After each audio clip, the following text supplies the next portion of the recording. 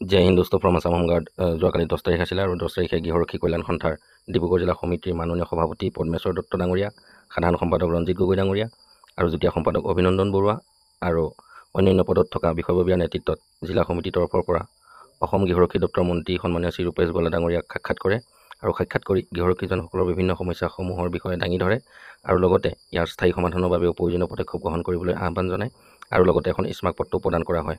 আৰু মাননীয় ৰূপেশ গোৱালা ডাঙৰীয়াদেৱে আশ্বাস দিছে যে তেখেতে সেই স্মাৰকপত্ৰৰ যোগেদি সকলো গৃহৰক্ষীজনৰ সমস্যা সমাধানৰ ক্ষেত্ৰত আগবাঢ়িব বুলি আমি ডিব্ৰুগড় জিলা সমিতিলৈ অশেষ ধন্যবাদ জনাইছোঁ। তেখেতলোকে যে আমাৰ অসমৰ গৃহৰক্ষীজনসকলৰ কাৰণে ইমানখিনি কাম কাজ কৰি গৈ আছে আৰু আগন্তুকো কৰি যাওক, আমি চেলুট জনাইছোঁ তেখেতলোকক।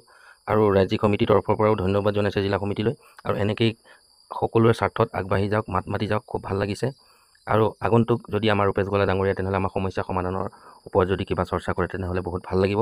আৰু আমাৰ জিলা সমিতিৰ তৰফৰ মুখৰে আপোনালোকে দুই এষাৰ বক্তব্য শুনি লওক।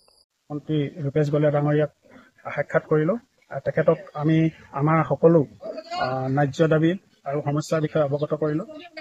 আমাৰ সমস্যাসমূহ হৈছিলে আমাৰ চাকৰি নিয়মীয়াকৰণ, বয়সৰ সময়সীমা 55 পৰা 60 বছৰ বৃদ্ধি কৰা আৰু আমাৰ যিবিলাক উপযুক্ত বয়সৰ ল'ৰা সেইবিলাকক অসম পুলিচত নিযুক্তি প্ৰদান কৰা।